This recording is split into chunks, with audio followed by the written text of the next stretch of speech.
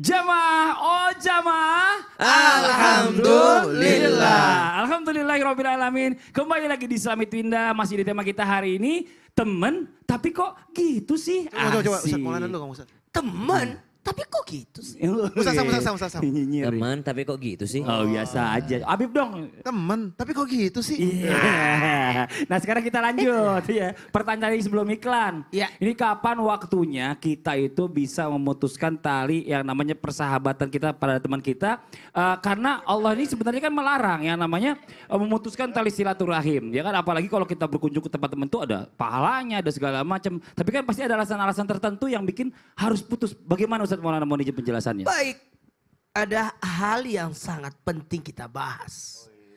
Boleh saja banyak teman, tapi jangan sampai teman itu jadi sahabat. Teman, sahabat dekat. Makin jauh ini. Harusnya ke sini. Harusnya ke sini. Iya ulang. Teman itu secara luas, sahabat makin dekat, kekeluargaan yang paling dekat. Nah. Maka kapan waktu yang tepat agar kita diperbolehkan untuk memutuskan tali pertemanan dengan teman dekat? Mohon maaf. Anda tidak mencuri, tapi Anda teman dengan sama pencuri. Aku tidak mencuri, tapi kau teman sama pencuri. Minimal engkau makan hasil curiannya.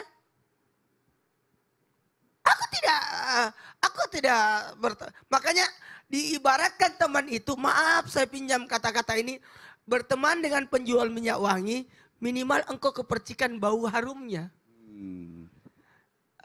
Berteman dengan pandai besi, minimal engkau mendapatkan asap bau percikan apinya, pukulan-pukulan. Itu seperti itu perumpamaan. Maka keadaan yang diperbolehkan untuk memutuskan tali pertemanan ketika ia membawa ke dalam keadaan yang kurang baik. Gara-gara dia tidak pernah lagi salat berjamaah di masjid. Gara-gara dia tidak pernah lagi zikir. Gara-gara dia temannya. Makanya dikatakan begini, kalau masuk ke masjid dalam keadaan damailah engkau. Ingat, masuk ke masjid dalam keadaan damai. Apa makna dibalik damai di sini? Ternyata dibalik damai ke dalam masjid itu karena ada sahabat cinta,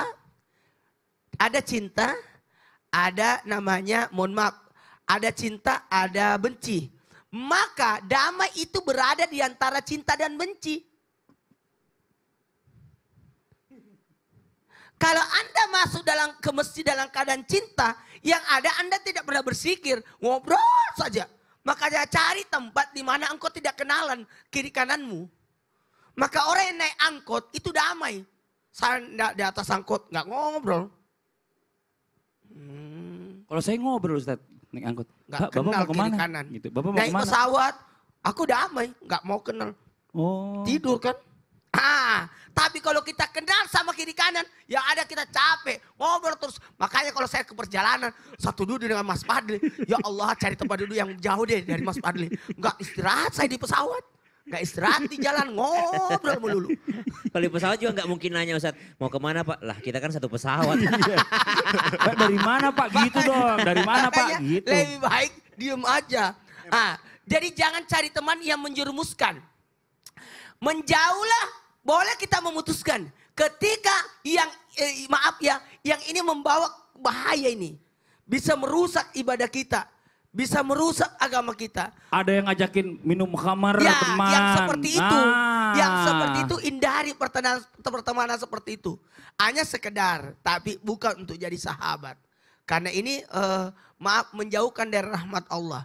Dan yang paling juga berbahaya, boleh memutuskan ketika teman ini karena nafsu bukan karena Allah. Itulah tadi kata Habib tadi, ya la taqrabuz zina. Jangan dekati zina. Boleh aja berteman, tapi kalau jangan berdua-duaan. Laki-laki sama laki-laki pun tidak boleh satu selimut kan? Tidak boleh satu selimut.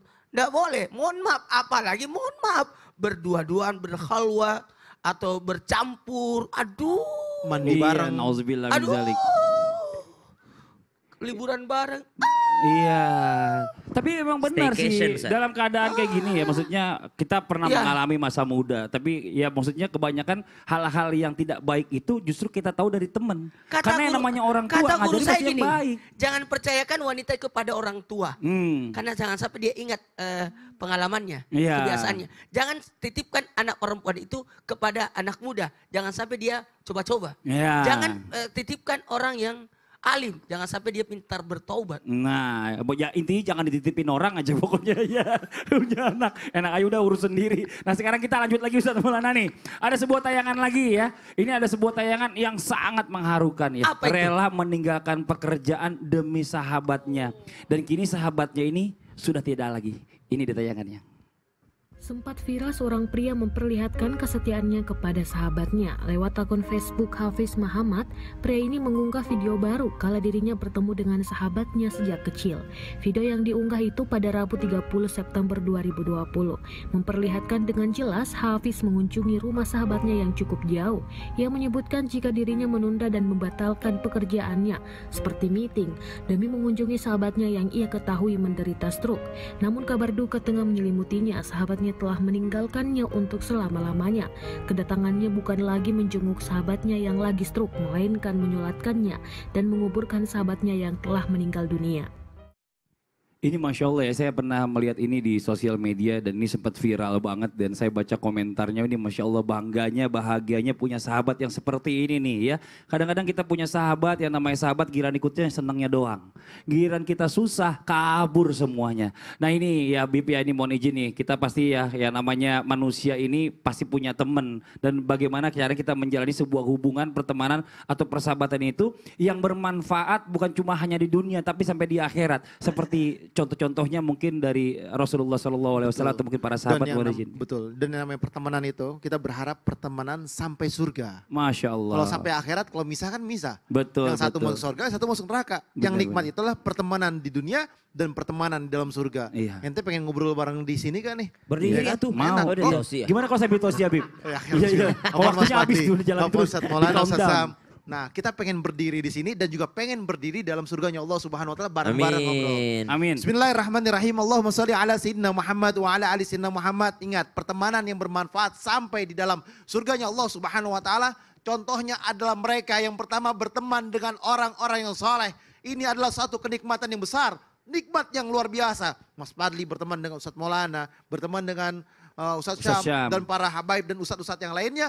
Luar biasa. Ini pertemanan yang betul-betul dapat rahmat dari Allah Subhanahu wa taala. Keberkahan yang tiada tara. Bertemanlah dengan orang-orang yang soleh. Kenikmatan besar yang ada di dalamnya. Sahabat yang soleh akan selalu membenarkan dan menasihati kita apabila salah. Membenarkan dengan kebenaran, menyalahkan kita dengan kesalahan kita. Kalau benar dibilang benar, salah dibilang salah. Kalau Anda sholat, Alhamdulillah, karena Anda bersama orang yang soleh. Waktu zuhur Anda nggak terlewatkan, karena berteman dengan orang soleh. Waktu sholat asar Anda tidak terlewatkan, karena berteman dengan orang yang soleh. Waktu sholat maghrib, isya dan lain sebagainya, ketika Anda bersama dengan orang yang soleh, Anda dekat dengan mereka, maka Anda dekat juga dengan Allah Subhanahu wa taala. Ketika Anda salah, Anda melakukan perbuatan yang tidak baik, Anda nggak sholat, Anda berbuat maksiat, mereka orang soleh akan mengingatkan, nggak boleh seperti itu, nggak benar seperti itu, dosa, nggak ada keberkahan. Inilah beruntungnya mereka mempunyai teman-teman orang yang soleh. Bukan cari sahabat yang kalau kita salah didiemin. Bukan kayak gitu. Kita cari sahabat tuh kayak gitu. Ingat, sahabat yang dimana mereka kalau kita salah dinasihatin itu baru sahabat yang benar. Kalau kita salah didiemin, ini bukanlah sahabat. Bukan cari sahabat yang kalau kita salah dia membiarkan kita. Bukan. Bukan cari sahabat yang kalau kita senang, hura-hura, poya-poya, dia mengaminkan, mengiyakan dan ikut bareng. Ini bukan sahabat. Ini adalah mereka yang dimana jalannya sama menuju ke dalam nerakanya Allah. Subhanallah. Sahabat yang soleh juga akan selalu senantiasa mendoakanmu. Alhamdulillah tadi pagi-pagi di sini Ustadz Maulana sudah angkat tangan mendoakan. Teman-temannya semuanya kita yang di sini senang, bahagia, bangga. Kenapa? Awalnya pertemanan ini didasari dengan doa. Didoakan. Mas Fadli didoakan, semua yang ada di sini didoakan. Dengan tujuan apa? Keberkahan di dalamnya. Temanlah, bertemanlah dengan orang-orang yang soleh. Orang yang dekat dengan Allah, kenikmatan yang tiada tara.